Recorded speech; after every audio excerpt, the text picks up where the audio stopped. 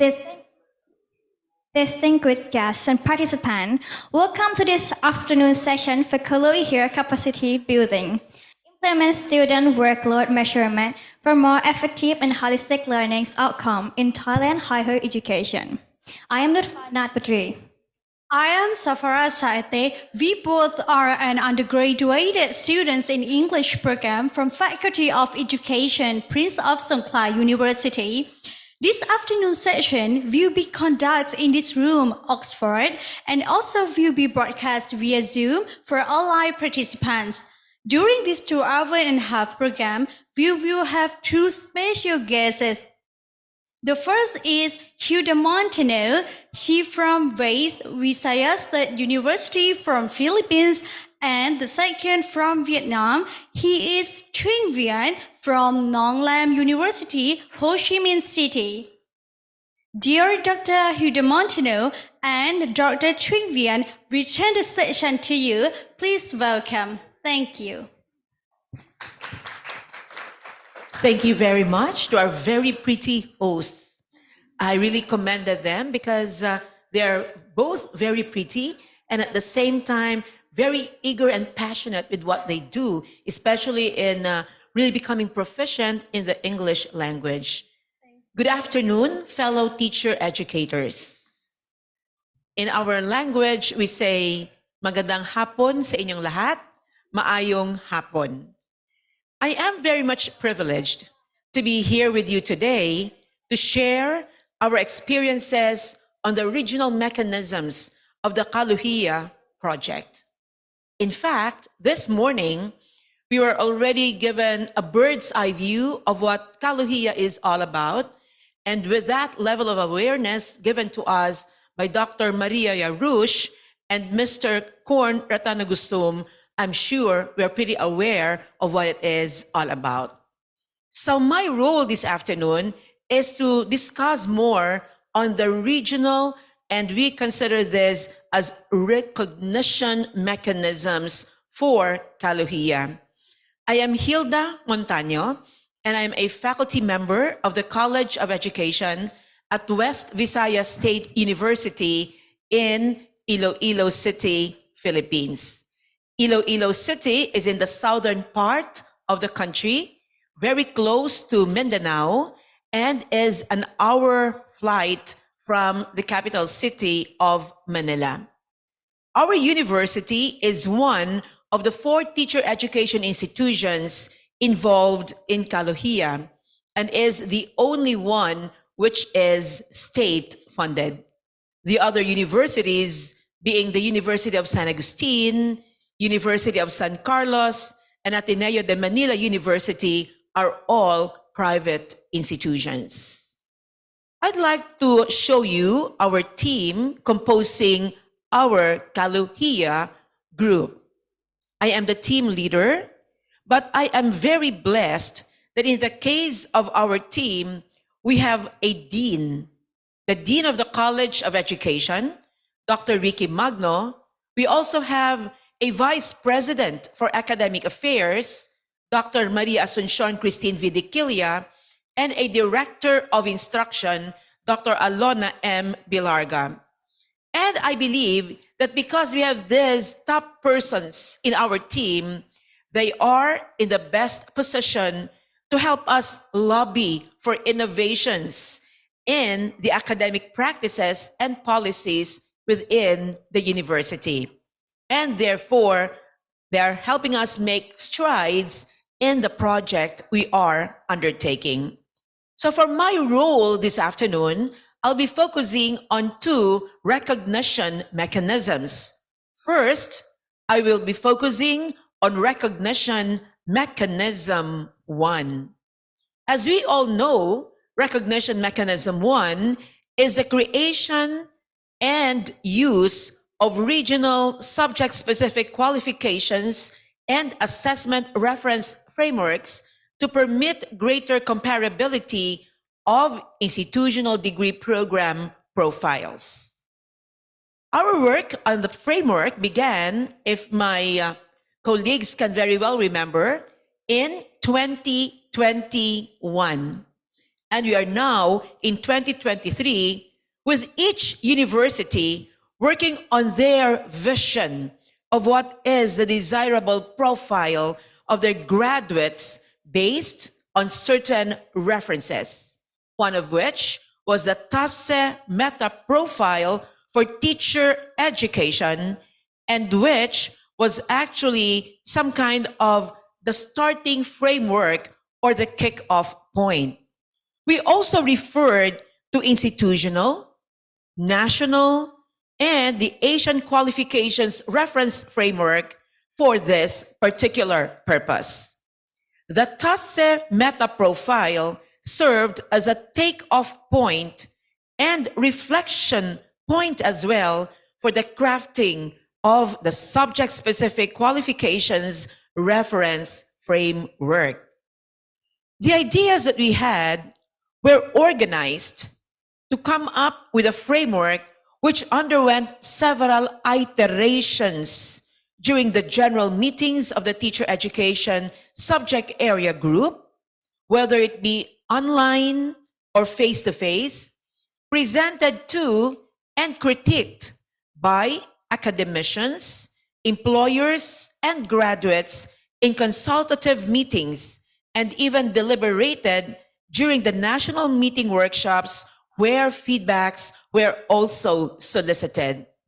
I am very aware that PSU is a member of this project in teacher education, and you know exactly what we have been doing so far because you are part and parcel of this project. So much so that as a result, the framework is now on its 8th version.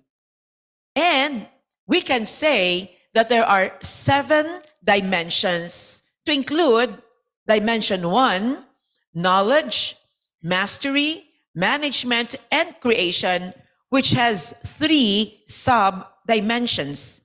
Dimension 2 on design, development, implementation, evaluation of curricular components and processes related to learning, teaching, and assessment, which has 2 sub-dimensions, or rather 3 sub-dimensions as well. Dimension 3 is learner enabling growth and holistic development with 2 sub-dimensions. Dimension 4 on communication with 3 sub-dimensions. Dimension 5 is community engagement and social leadership with 2 sub-dimensions. Dimension 6 on ethics and professionalism with 2 sub-dimensions. And Dimension 7 on lifelong learning, human formation, and well-being with 4 sub-dimensions. This particular slide, though very small, captures the different dimensions and sub-dimensions in part, which would include the knowledge, the skills, and responsibility descriptors per dimension and sub-dimensions.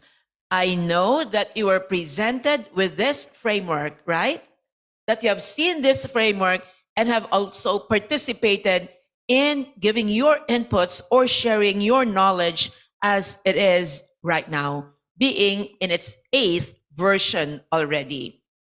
Each participating institution presented the framework to their own partners and stakeholders. Thus, from our end, we also gathered our academicians from partner TEIs in the region, called for our employers and graduates to look at the framework from an objective standpoint. In fact, our graduates said that the framework is holistic and well-written, comprehensive, and is able and will prepare the graduates to become global in nature. At a larger scale, the framework has been presented in 7 national meetings during the first round of meetings in 7 countries. And for this week alone, we have 2 national meetings. One, which your university is hosting right now, and the second one by the end of this week on September 21 and 22, which will be in Ateneo de Manila University in the Philippines. So given the number of national meetings being conducted, we can say that we want to reach as many stakeholders and partners as possible so that we will be able to make this framework really fit for our region, but of course, in consideration with the uniqueness of our own context and the culture where we come from.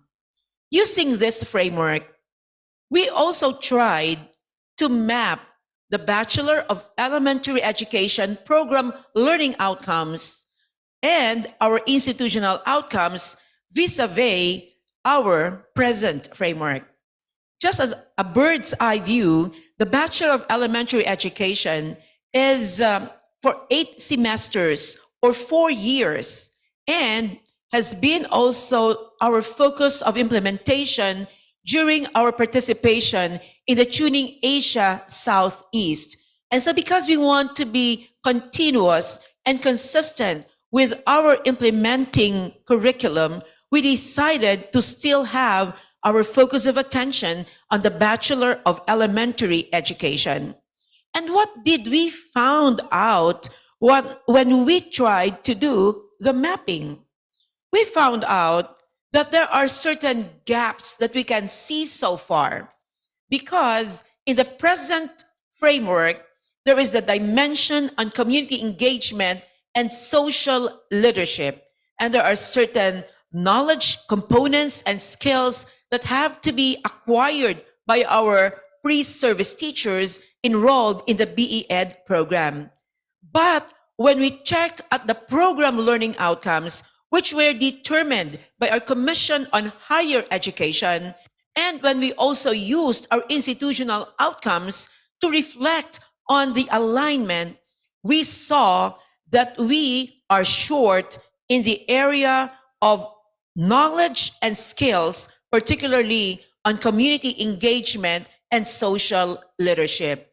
And that to us is a point of reflection because that would mean to say that after all this, we are not yet training our pre-service teachers that when they do graduate, they will be able to assume leadership positions on or inside the classroom to be a leader in the community and engage and respond to the needs and be sensitive to the concerns of the community. However, when we checked on the responsibility arena, we found out that we have a certain outcome which can address their responsibility on community engagement and social leadership. The fact that one of our core values in the university is to provide service, not only within our institution, but even beyond our institution. And we know that very much related to the qualifications reference framework is the assessment framework through the implementation of authentic assessment of internationally comparable learning outcomes in degree programs. When we speak of authentic assessment, we are well aware that it is based on performance standards, as mentioned this morning by Maria, utilizing real-life situations or simulated situations, enabling students to apply their skills in authentic projects and get feedbacks for their performance. On our end, we have taken these steps. One, we conducted FGD with the academics and a survey of their AUA tasks. We also crafted an action plan with short and medium-term activities, and we are in the process of implementing our plan. What did the FGD with the academics in May 2022 reveal? we found out that our academics use authentic assessment in the classroom. However, not all of them were very well aware that the term is supposed to be authentic assessment, because they said that when they were in their pre-service training, authentic assessment was not yet introduced to them because they're of my age, or some are just a little bit younger than I, and therefore they said there were more of the use of the traditional forms of assessment. And so it was a revelation on their part to realize that they have been using this authentic assessment to measure performance outcomes of learners aligned with program learning outcomes, course learning outcomes, and topics. And to continue with what we've been doing in order to be able to work on the plans that we have in our action plan, we have been conducting a series of meetings in order to concretize our plans. And we have introduced this authentic assessment to our key institutional actors, primarily our faculty members, our academics during college meetings. We would like them to bring, and you'd like them to be joining us in our advocacy to use authentic assessment. We at the program, or rather course level, have also identified this particular classes. But before that, we also developed a video in which we circulated the video to our academics, and this is more of introducing to them as authentic assessment to be able to really convince them of the merits of the use of the AUA tasks. And this video was also posted in the YouTube account of our faculty member who's a member of the team, so that she would also be able to send this and share this with as many pre-service teachers, so that at this stage of their learning and training, they will already be subscribing to authentic assessment. And so when we introduced authentic assessment at the course level, we had these courses identified for them to really implement authentic assessment tasks in their various courses. And therefore, as a part of the preparation, we had our syllabi revision workshop and design of AUA tasks early part of this year. And with that, we were able to come up with 2 classes or courses which perform authentic assessment tasks in teaching math in the primary grades and technology in teaching and learning. This class used percentage in action. So they were being taught how to compute for percentages in action in the context of coming up with a business plan. And therefore, proposals were made by the students. And so you can see in picture that some of the students sold barbecue, pork barbecue, some sold ice candy, and after which they were made to do their reflections, and they were evaluated by their professor using this rubric, and to be able to come up with 15 points, which is excellent, in say understanding of percent gain concept. They should be able to demonstrate a clear and comprehensive understanding of percent gain concept, accurately applying it to calculate the percentage increase in the selling price. Now, after this authentic assessment task was completed, because this is for elementary pre-service teachers, they even asked permission from their academic to continue with what they were doing, because they realized that it is indeed a good practice for them to be able to compute percent gains in action. Another class utilized the preparation of infographics, which has to do with coming up with classroom policies. And after a period of time given to them to prepare the infographics, the students were made to present them in class, and they were given the opportunity to receive constructive feedback on how well they'll be able to do better in the preparation of their infographics.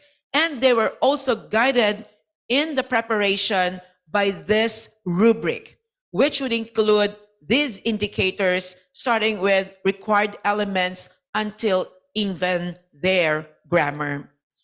We realized that our qualifications framework needs to be able to address our, I would say, assessment tasks.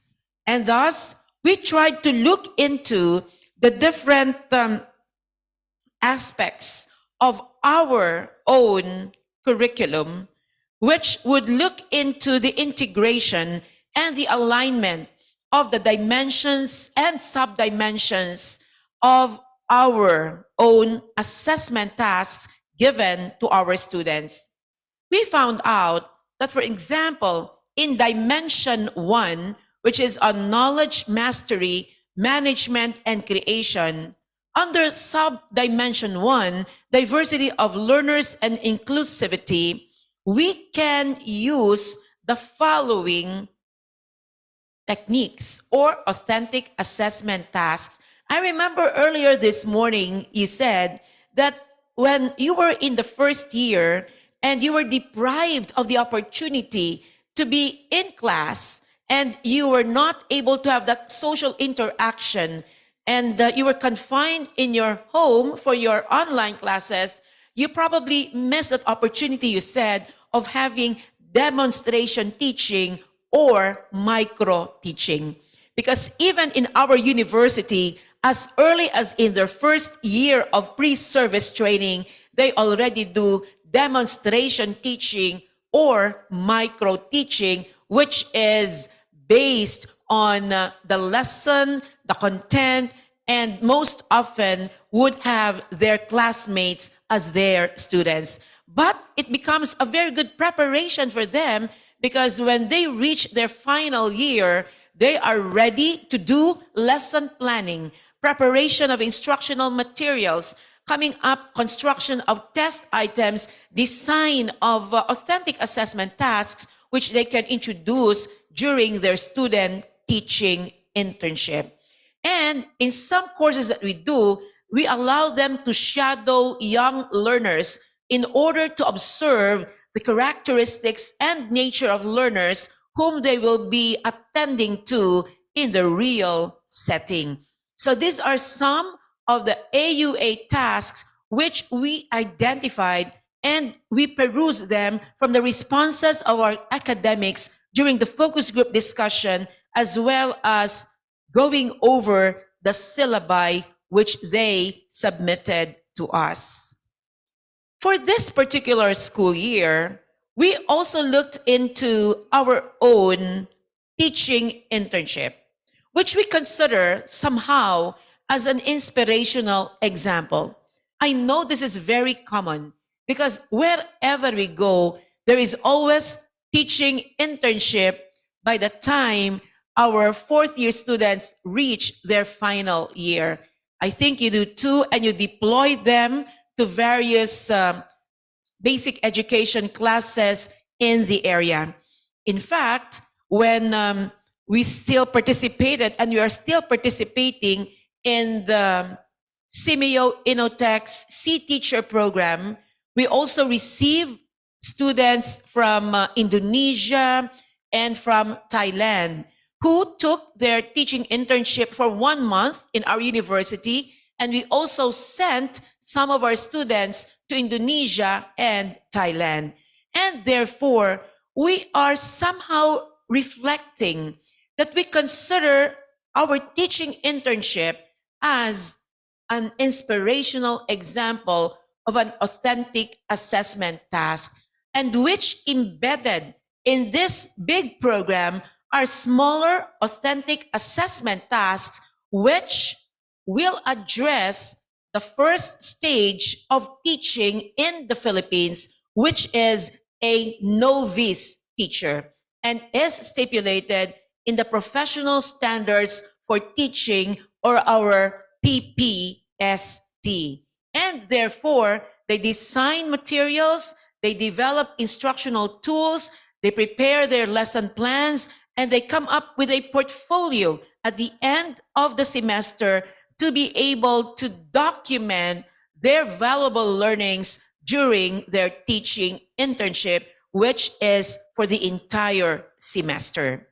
And thus, we think that this teaching internship addresses enabling them to possess knowledge, to have skills and responsibility, which will make them good elementary teachers in the field after their graduation.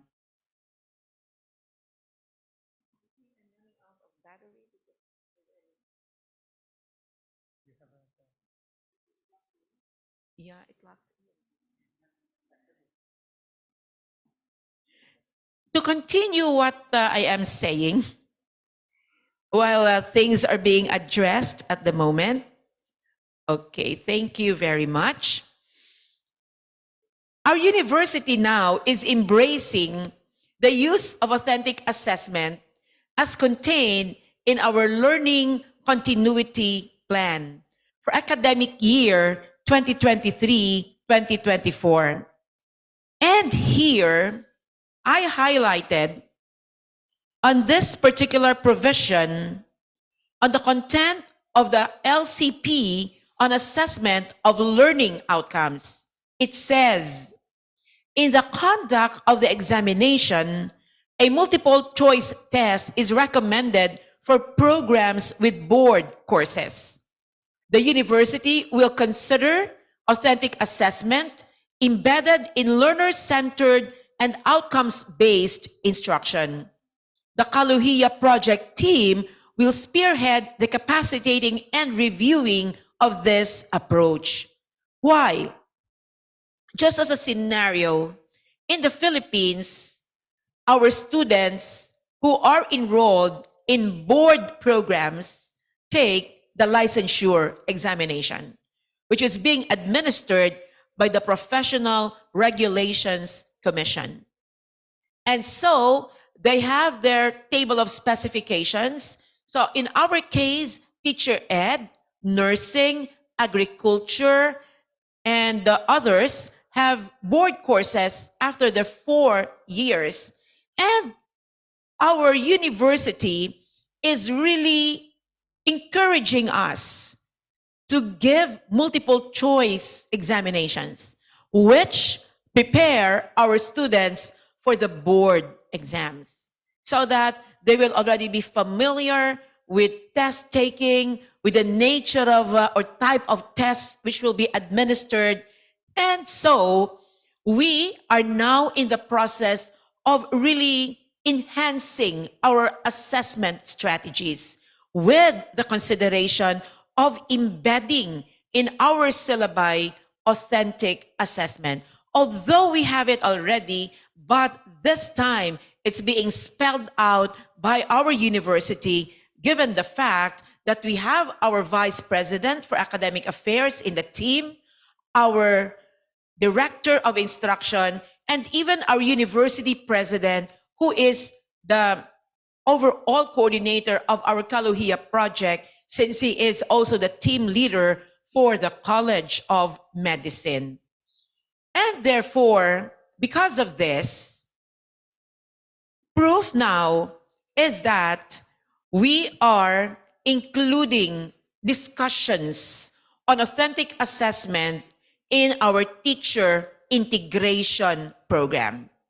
For this school year alone, more than 200 academics attended the teacher integration program, and time was allotted for the discussion of authentic assessment in the classroom, the CALOHEA project and beyond, which was shared by our team member as well.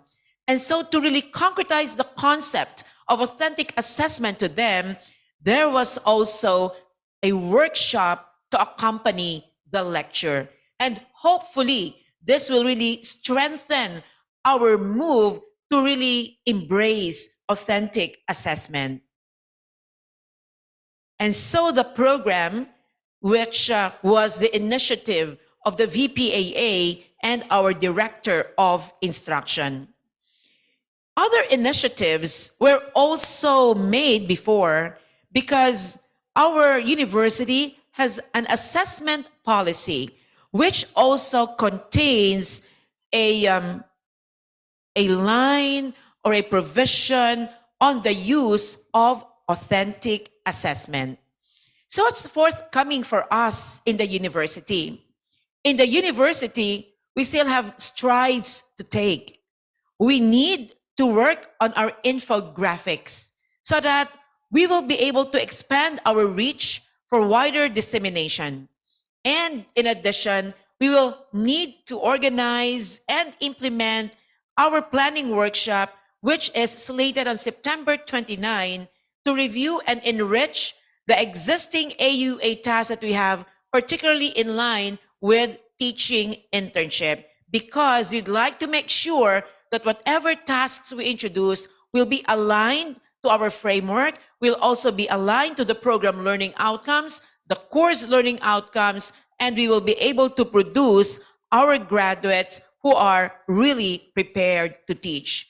And this workshop will involve our student teaching coordinators, supervisors, and graduates, both from our main and external campuses, because we have 5 external campuses spread throughout the province of our place and also in the neighboring island.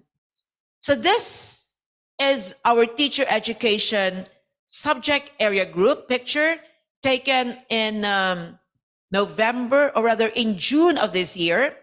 I would say our actions, your actions, all our actions as a teacher education subject area group in the Southeast Asia can collectively bring to fruition the CALOHEA vision of becoming champions of internationalization. And I know you have committed to that too. Good day to everyone.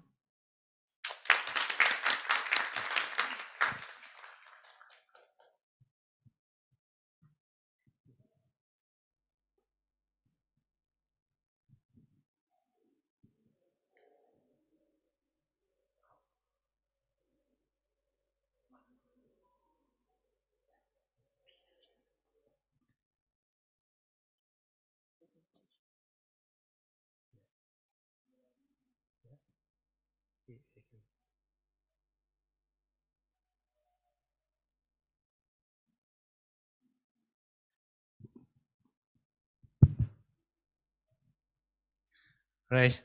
Good afternoon, ladies and gentlemen. My name is Thuy Nguyen. I'm the Director of International Cooperation Office at Nong Lam University. And I'm also the team leader of the teacher education team at Nong Lam University. And first of all, thank you very much for giving the opportunity to be here to share with you our experience in CALOHEA projects. And as I discussed, I have to thank Dr. Hilda Montano for very comprehensive presentation. And it discover most of the what we have done. But for me, I will share about the recognition measurement recognition mechanism two that we have 3 recognition mechanism, and it already presented by the Dr. Hilda Montano, the first one and the third one.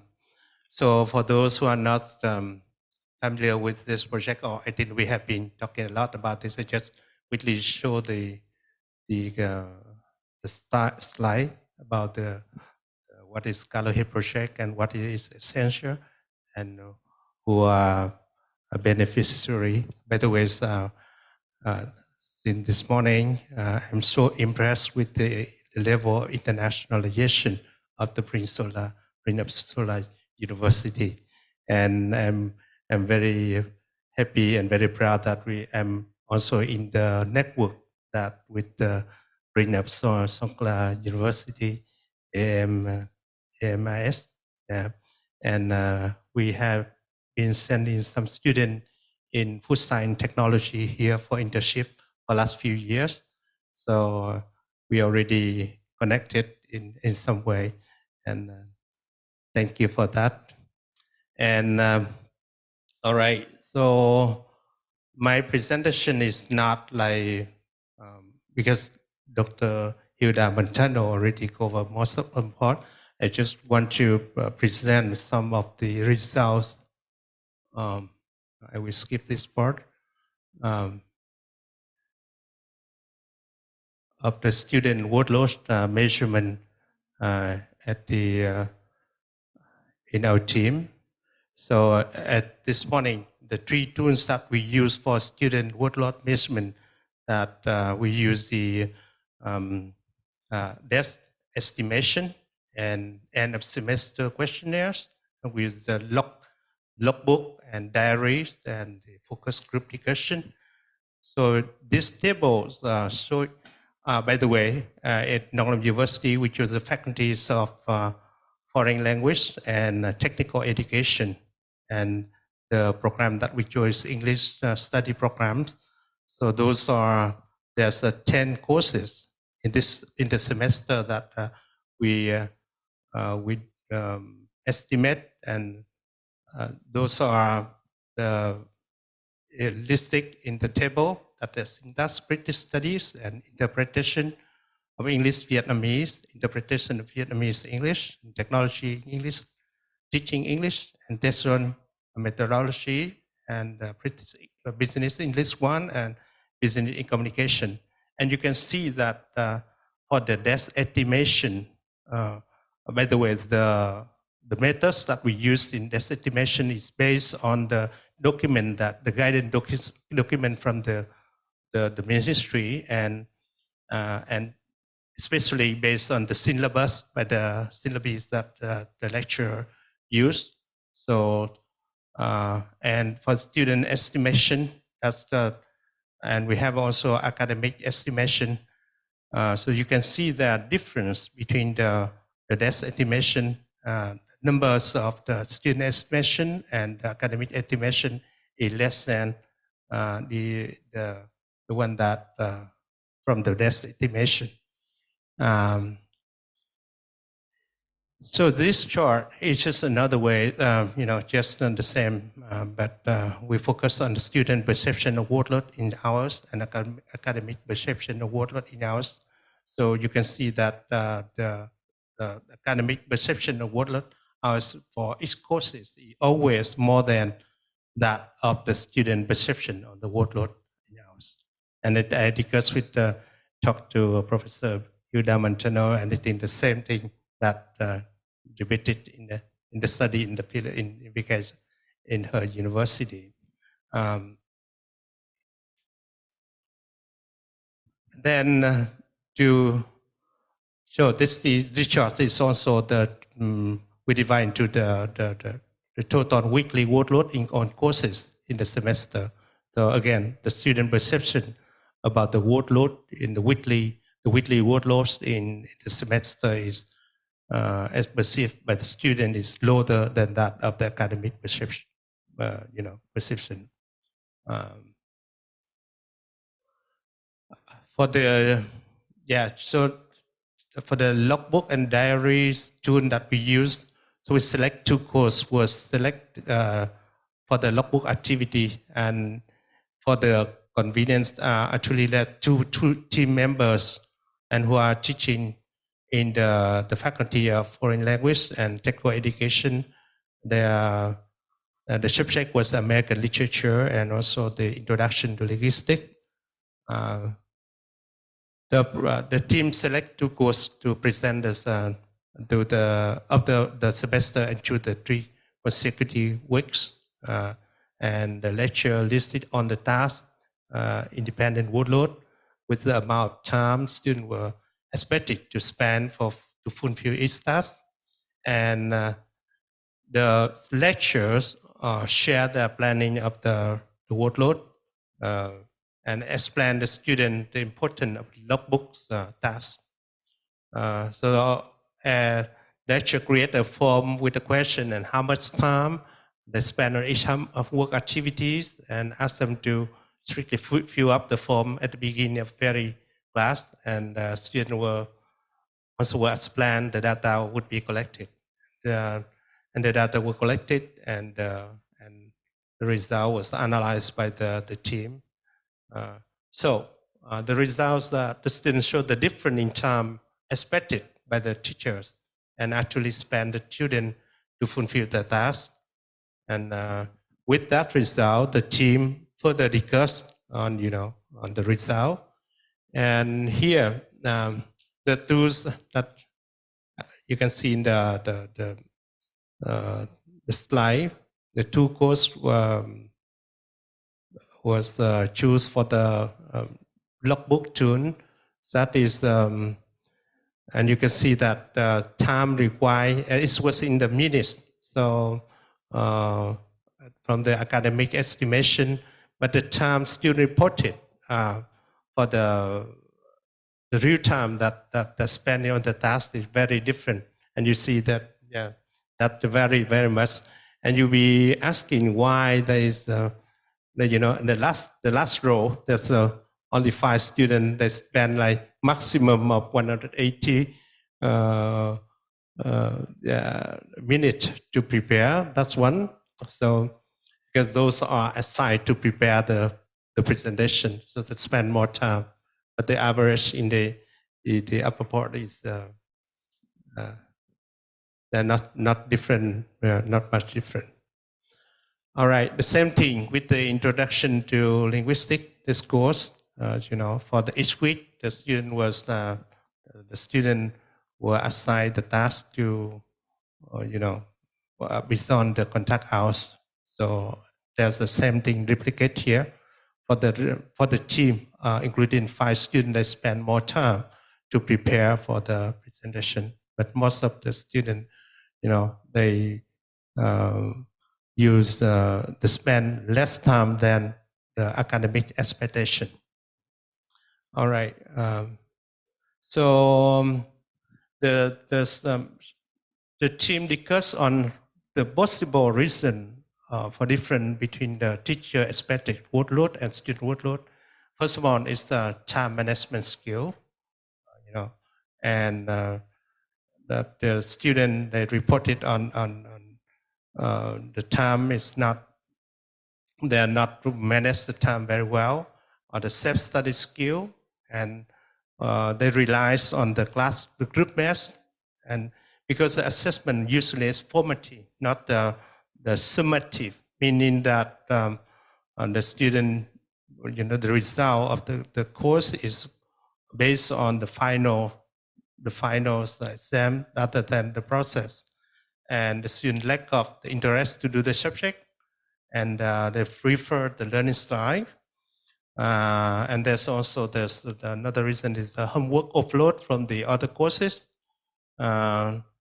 It's worth to mention here that that is the assessment or the estimation was just right after the pandemic, and there are some courses that the student had to catch up because after the online teaching time before that, and also the internet information is overloaded, the insufficient language proficiency of the student.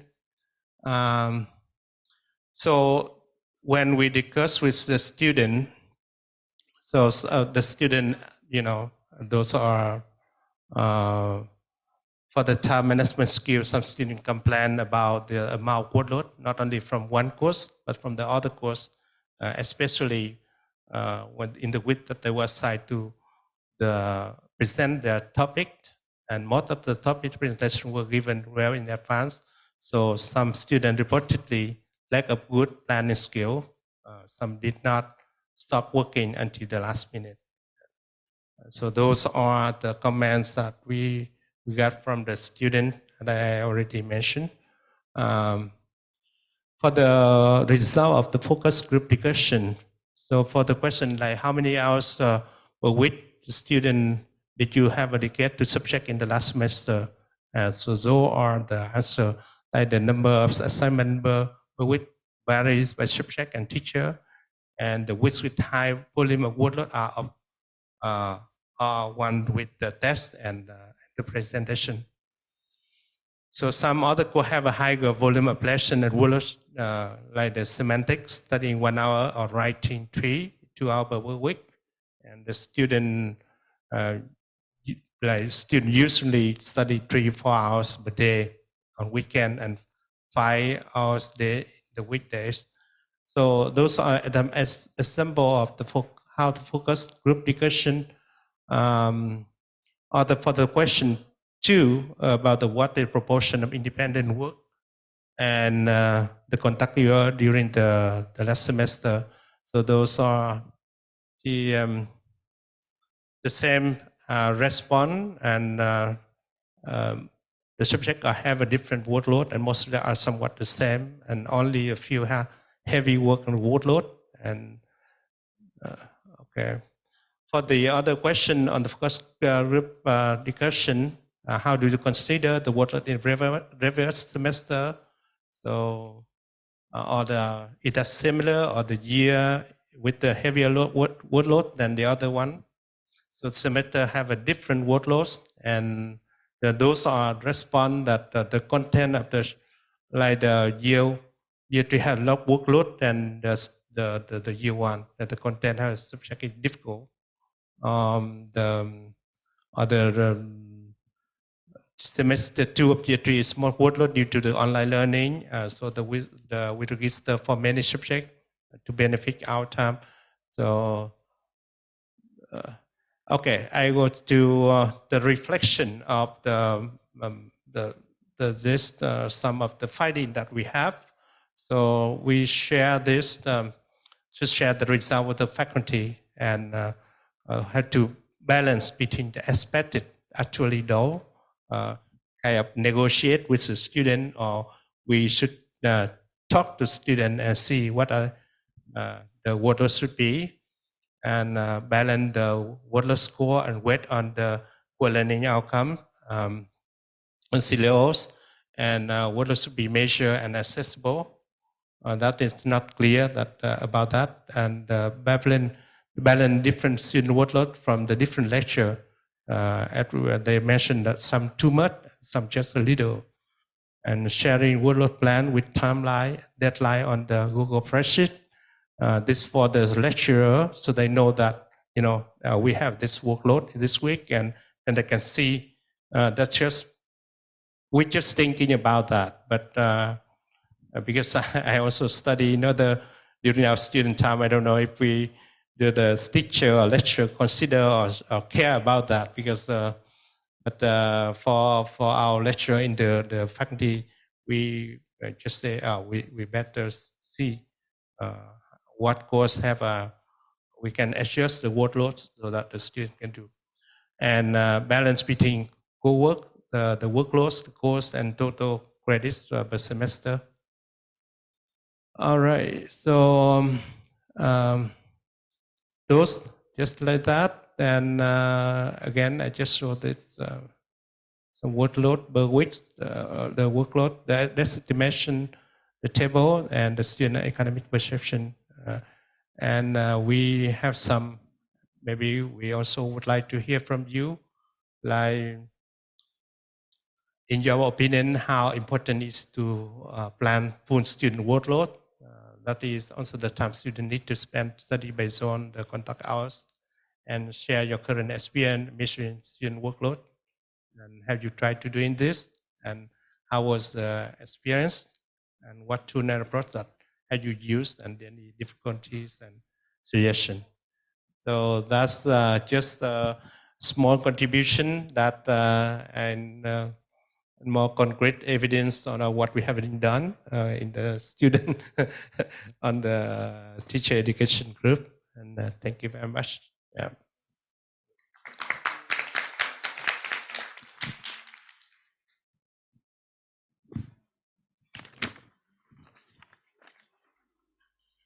Okay, so thank you for both. And now it's time for Q&A.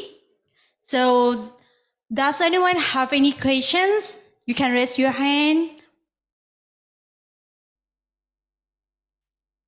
Or both online participants, you can send the question via the Zoom chat box.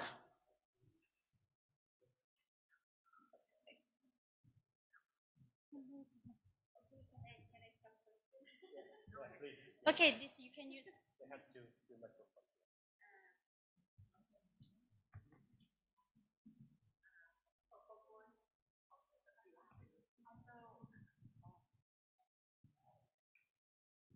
I think our work was from our three countries, Mira, but I would like to hear from both of you about what the student complain from your both country.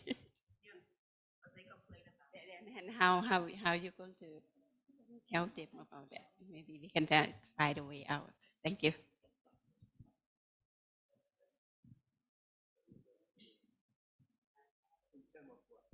In terms of student workload in general.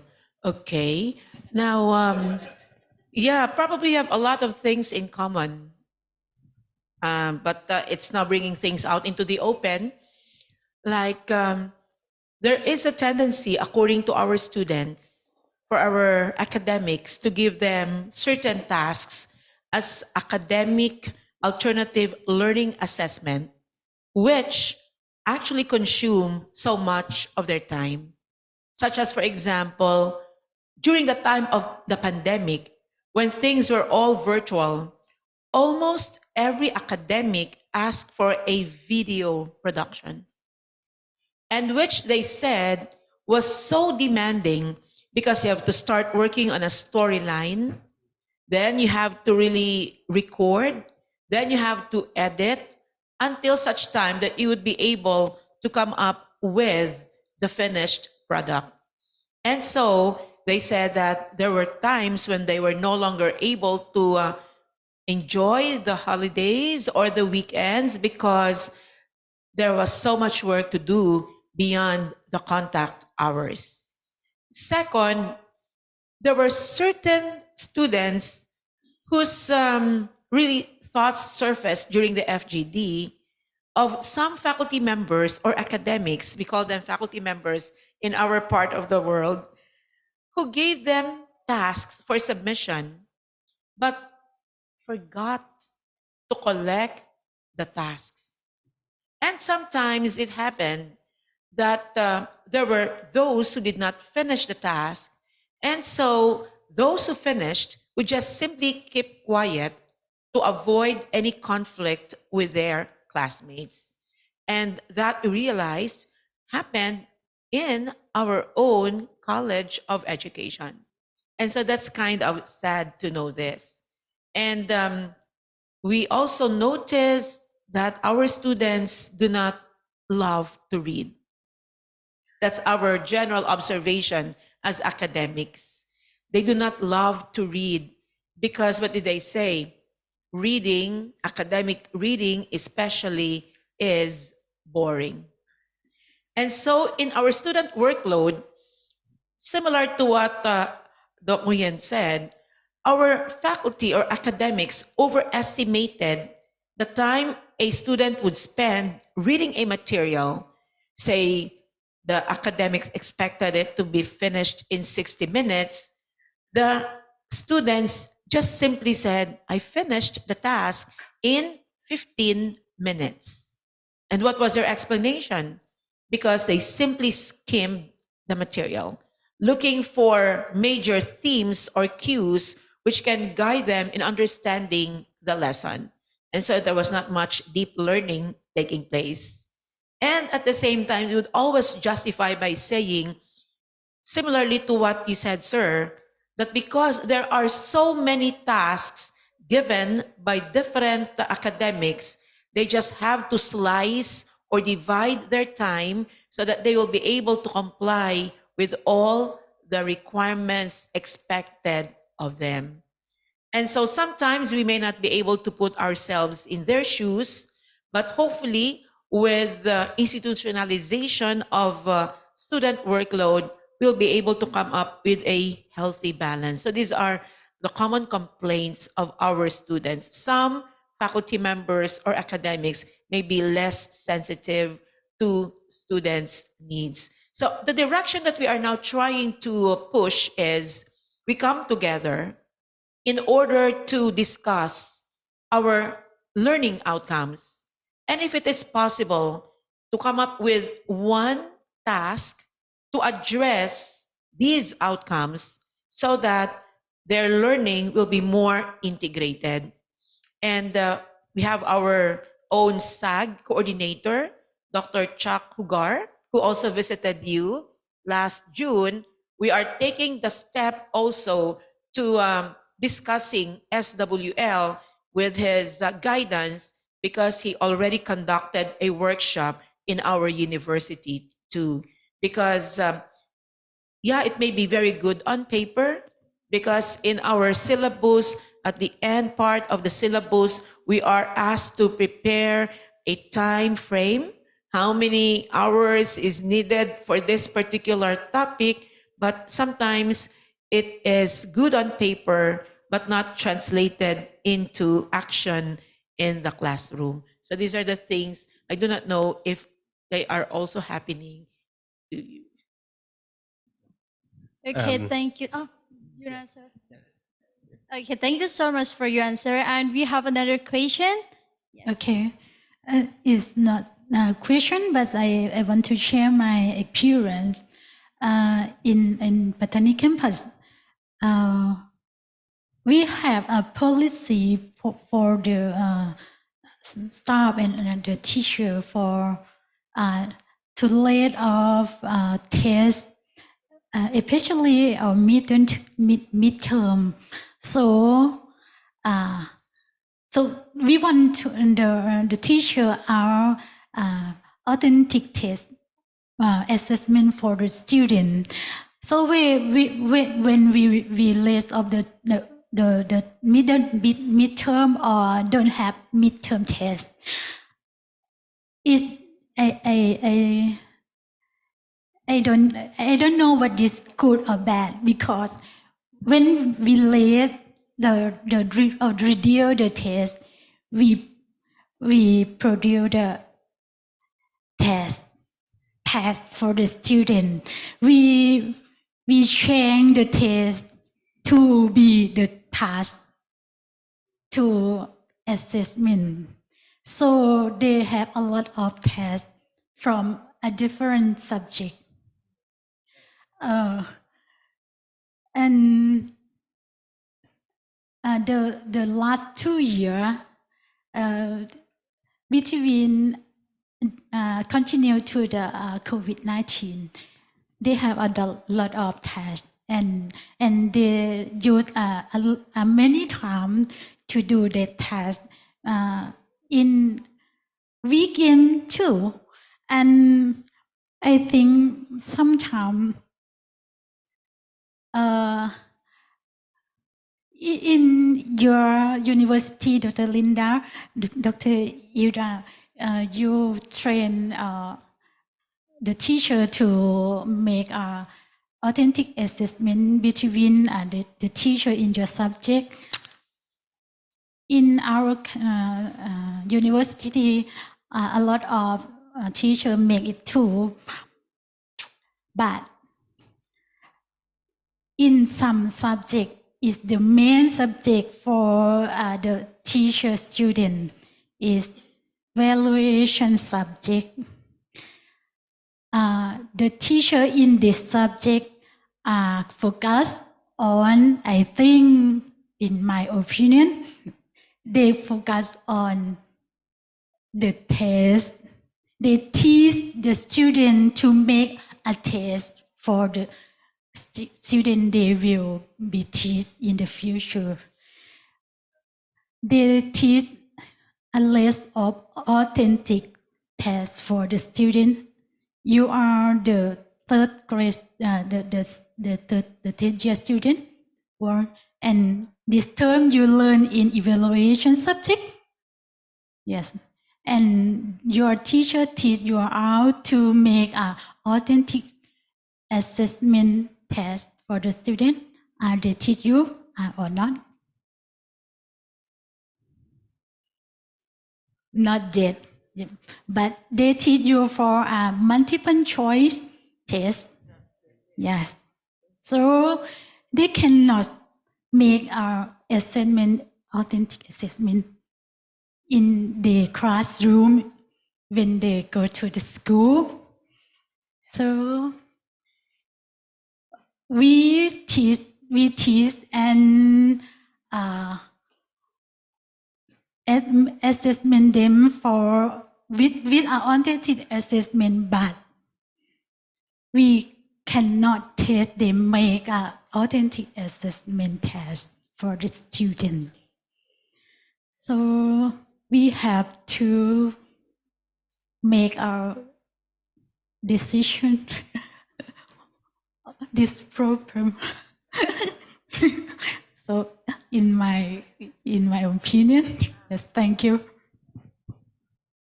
Yes, I think that observation is very sound.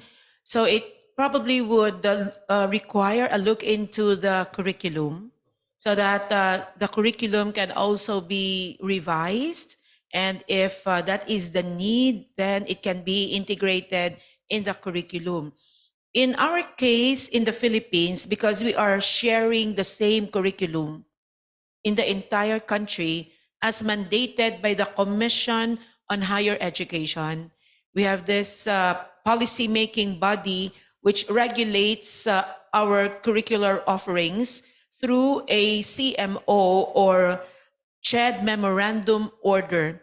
Like in our case, for our Bachelor of Elementary Education, we are operating on the use of CMO number 74, series of 2017, which was revised during our transition, because probably it would be worth informing you that long ago you already had K to 12, but the Philippines only had kinder to grade 10. It was only more recently when we introduced grades 11 and 12. So for some years, we had a gap.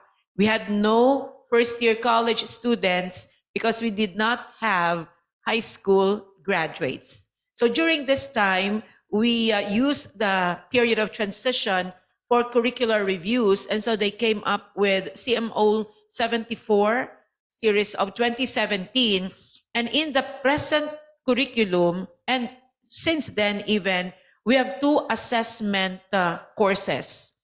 Assessment in Learning 1, which introduces them to traditional means of assessment.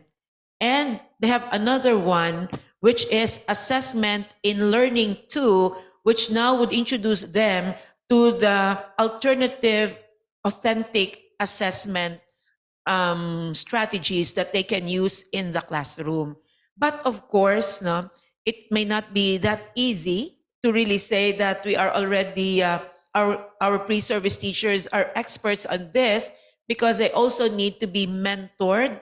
They need to be guided, especially when they reach teaching internship. And so we need to have very good mentors or supervising teachers for them to ensure that they are assessing what should be assessed in order to attain in our basic education the most essential learning competencies, or the MELCs. So that's what it's like in the Philippines.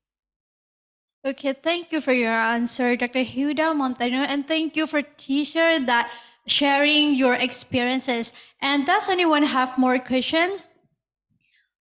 Okay, no, but we have the question from the online participants.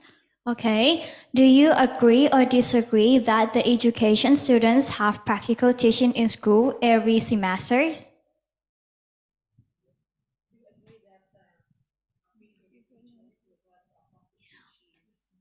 Do you agree or disagree that the education students have to practical teaching in school every semester? Every semester,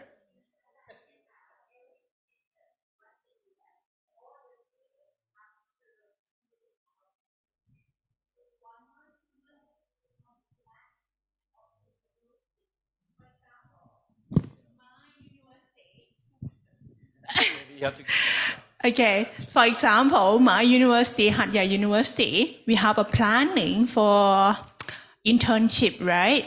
The question that the one that they say, because in Thailand, they have 4-year program for that. So nowadays, for the teacher council, they ask us to planning for that, to send the student to do some kind of internship.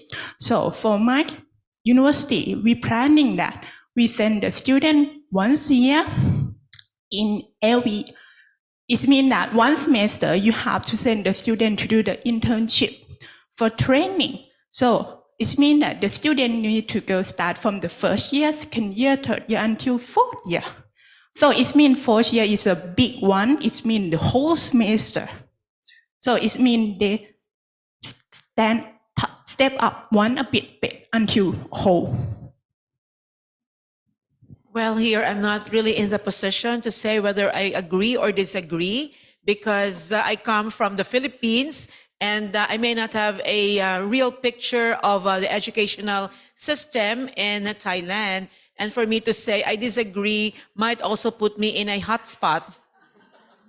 Or for me to say I agree would also give or solicit certain reactions.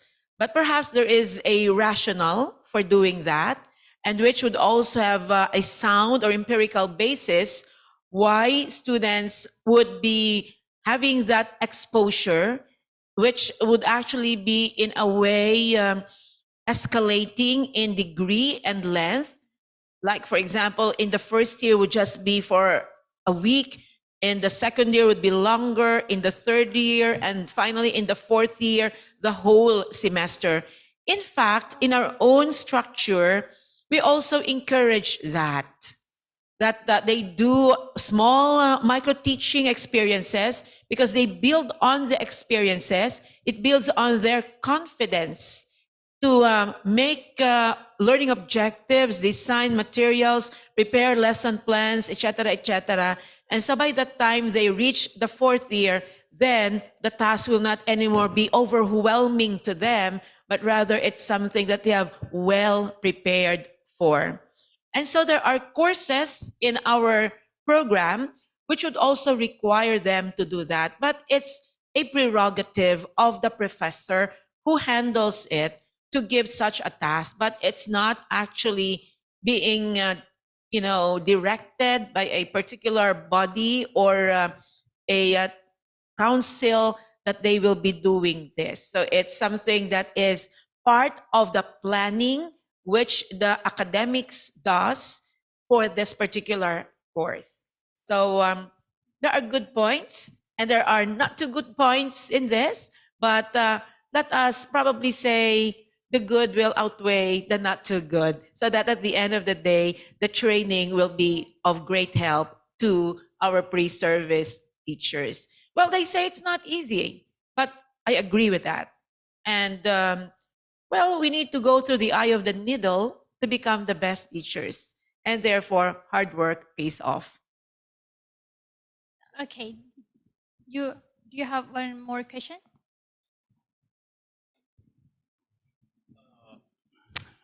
That's a good question. As a policymaker, I think I can share about this and to elaborate a little bit about the question. For the internship in Thailand, the law say that you must do this for 1 year. So the model that we do right now is like Singapore. So for the first year, we will send the student to the school.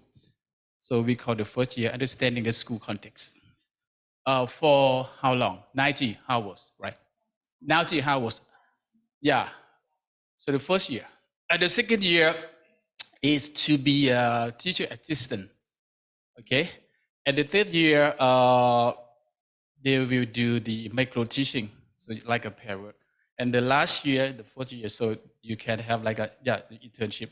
So we believe that if the student become engaged, with the school, the teacher, and the student, there will be more like an authentic teacher in the future. But this is the laws. In some university, but in PSU, we do like this. But in some university, it's very flexible. You can do, in some university, like a private university, they do the whole year, 1 year, because you have to count the hours, right? Do you remember how many hours? 500? Yeah, 500 for the, she's the associate for academic affairs. That's why she remember that. So yeah, it's flexible, so you can, you can design your curriculum, what's about Chulalongkorn? For the same, right? So we the same. It's the same. Yeah, we the same. Yeah. I think it's flexible. It depends. If you think that it's too much, you can design what semester is the best for your student. But remember that the law say 1 year, 540 hours. Yeah. But in the future, I understand that we have implemented this for like 3 years. Maybe regarding this question, in our Dean Council of Thailand, we have to do some research to reflect, if it works or not. If not, maybe we need some findings to revise, the internship in education system in the future. But thanks for the question. I think it's a good point. Thank you.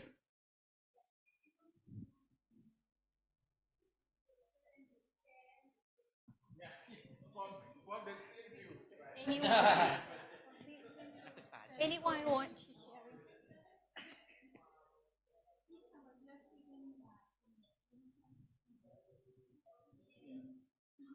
Okay.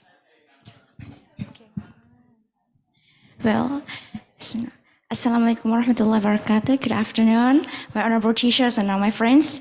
My name is Yamila Aming. I'm second year at Faculty of Education.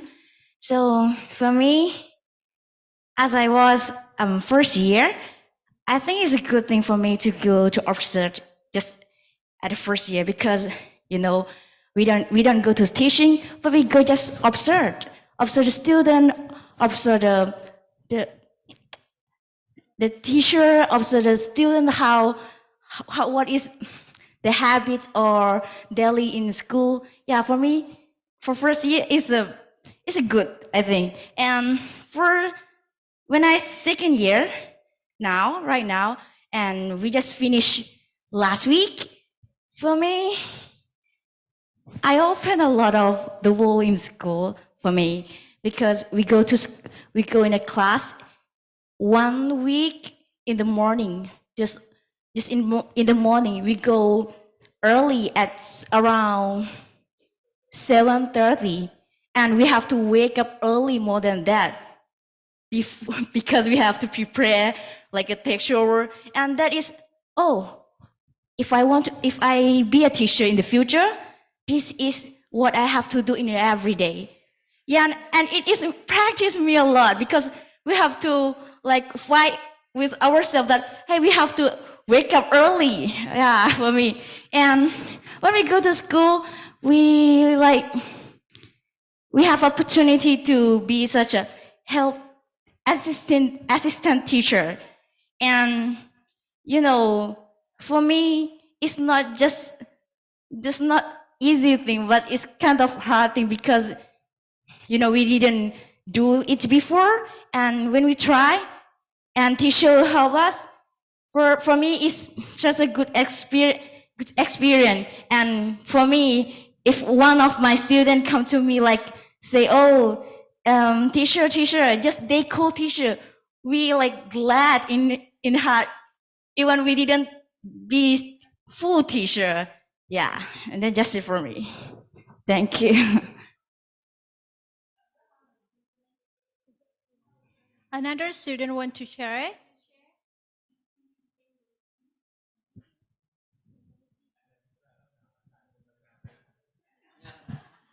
Yeah, good afternoon, everyone. My name is Pradon from third year Faculty of Education.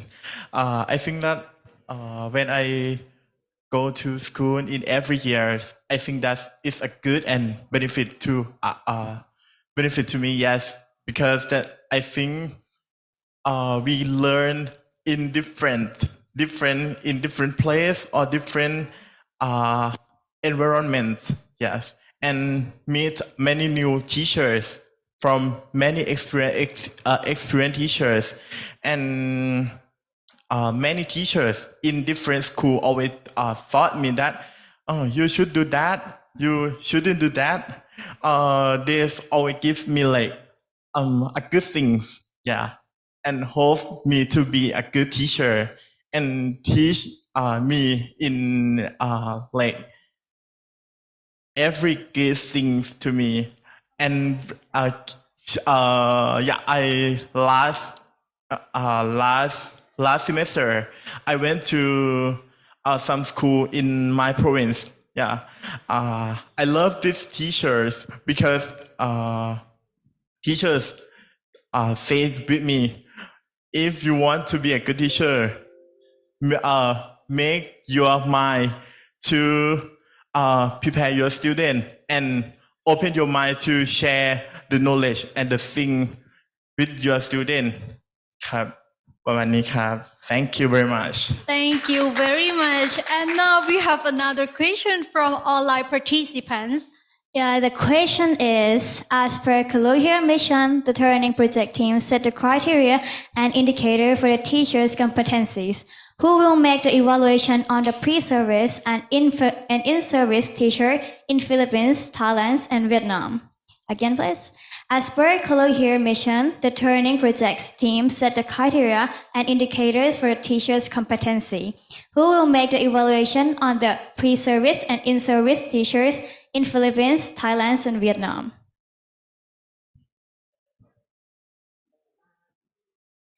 The question is all about who will and what will be used to evaluate the pre-service and in-service teachers in these three countries. So probably we'll have Sir Ekarin Pen or for Vietnam, sir. I'll speak for the Philippines.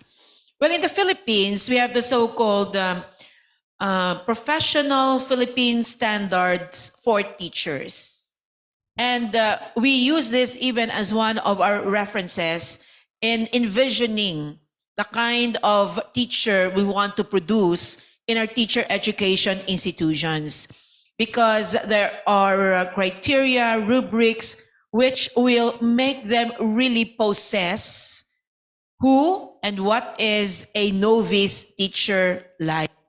And we have certain bodies or entities in the government which look into in-service training and evaluation of teachers, such as the Teacher Education Council, and we have also the Department of Education for the in-service teachers. And though they have their own annual evaluation of their performance. Somehow, sometimes though, I have to admit that performance of teachers may not really be heartfelt. I mean, I have to be honest one way or the other, because it can also be connected with the receiving of our productivity-based bonus. So the higher your performance rating, of course, the chances are of receiving the incentive. Now that's for the pre-service. So we have the Department of Education and the Teacher Education Council. For our in-service teachers, or rather pre-service teachers, then it will be up to the Commission on Higher Education to set standards which are being cascaded to our various teacher education institutions. And it's also the exercise of academic freedom on the part of the teacher education institutions, how they will be able to evaluate the quality and performance of their pre-service teachers. And that is why, as I was saying earlier, in the Philippines, board examinations are high stakes. Why do I say high stakes? Because it will also translate to whether we are centers of excellence or not. Because the higher your passing percentage in the licensure examination, the better your performance is, because it is a criterion in determining centers of excellence. And therefore, much as possible, we in the pre-service training would see to it that we have objective measures. And so now, as I was mentioning, we will combine the use of multiple choice examinations with authentic assessment as our tools for measuring the performance of our pre-service teachers. Thank you. Okay, so I have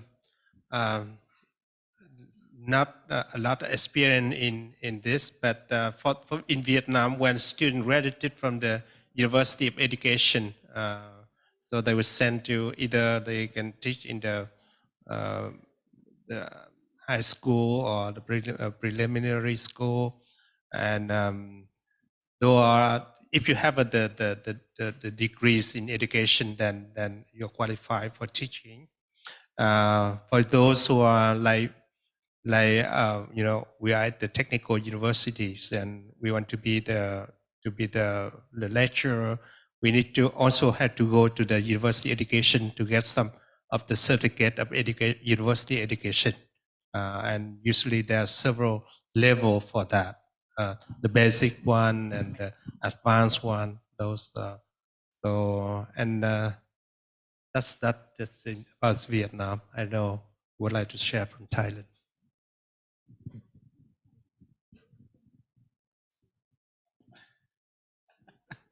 Okay. Thanks for the question. For the pre-service teacher, actually we have different parties. Due to the standard for the pre-service teacher, every university had to report if the student trainees meet the requirements. We have to submit all data online, and the teacher council will set up the criteria. So you have to download the paperwork, the activity. So in that system, we have school leader, we have teacher, we have supervisor. That's correct. So you have to report that. So the teacher council will look at that. Okay. And during the process of internship, the program organizer, like the head of the program, we have the orientation before, between and after. So we look at the data. We listen to the VOC, voice of customers. If our students good enough at the school, so we look at different data. For the in-service, this is a good question. In-service, there are different ways. You can look at the number of the students who pass the test. Okay, who pass the test, and also the feedbacks from the community, from the school. Okay, if you prepare a good teacher, okay, you will have good reflection from the community that, okay, you produce a quality teacher. Actually, when we review the curriculum, we will use the data from different sources. So at that point, we can look at how well we can do. For example, if you review the curriculum, we can use the data, we can have the interview, we can have the focus group, we can ask the community, ask the school leader and the teacher how well we do, for the in-service teacher. So different ways that we can do. But officially, I understand that at the end of the program, the Teacher Council of Thailand will pick not all, right? Not all program. They just pick some, yeah. By the test too, yeah. But they will go to the university to interview you. How do you deploy and comply all requirements one by one items? That's what I understand. Yeah. Now, in many universities, like Ratchapat University, they have done that already. But in very big university, I think it's in the process. So they will set up one committee, unknown, and they will visit you. They will inform you in advance, and do you have to prepare evidences, okay, to show that, okay, the process of teacher education of your university is okay and meets the requirement. So this is the official process run by Teacher Council of Thailand. Yeah, that's it. Yeah. Yes, yeah, Ajahn Maitri is the advisor. Yeah, that's good. Yeah.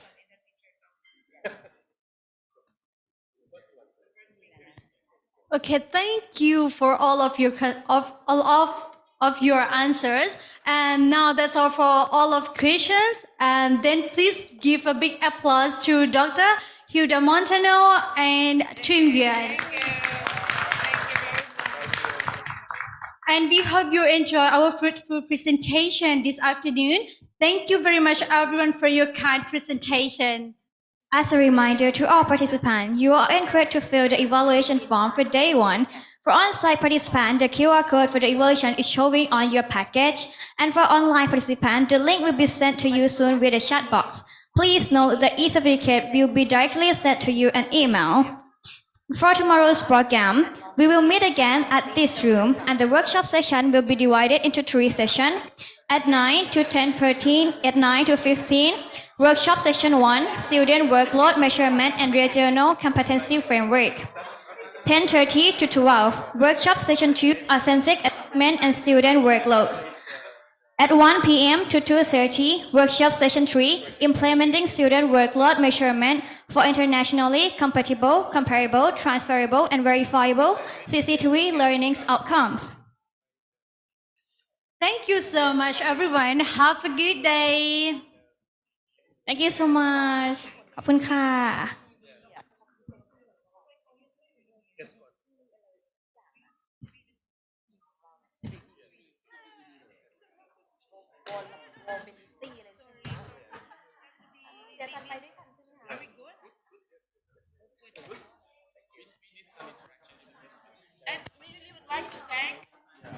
We really would like to thank the students for their sharings. Because in fact, that's one of our recommendations in our report, that we need to have also regular meetings with our students to find out how they are doing. Congratulations.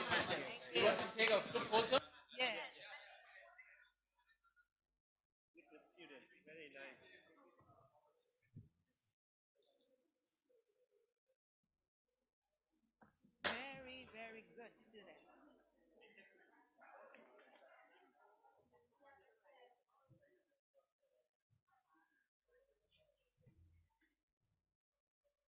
So we need to change to a more comfortable attire for that trip. And it's gonna take us quite an hour. So it's a bit far away. Okay.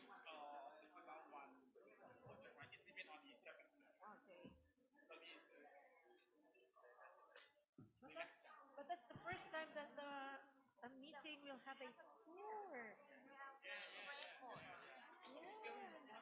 Thank you very much.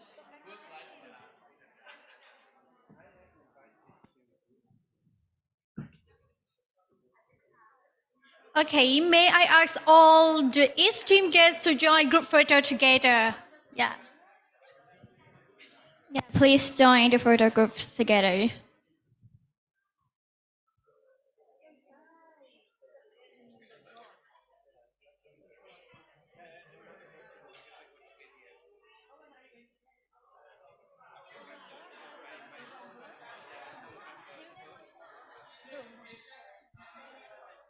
Okay, please join group photos together. Everyone, you can go the front of stage.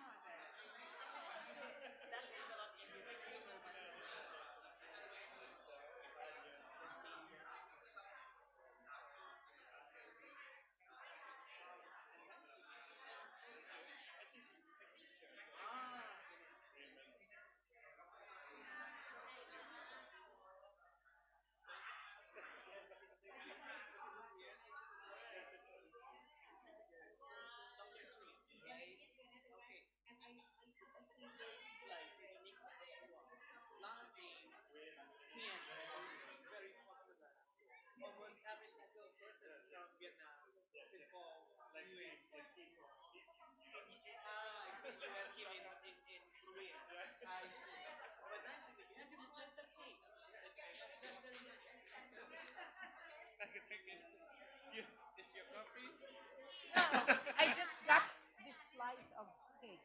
Okay, good. You can get the. I can get the thing. Because I don't drink coffee. Anyway, you take the water. Thank you for the reminder. You always remind me because I forget the water. Because water is very important. Yeah, right. Okay, so we have a change of attire. Yep. And then we go. What time will we be here? 3:30. Okay. You have a tip.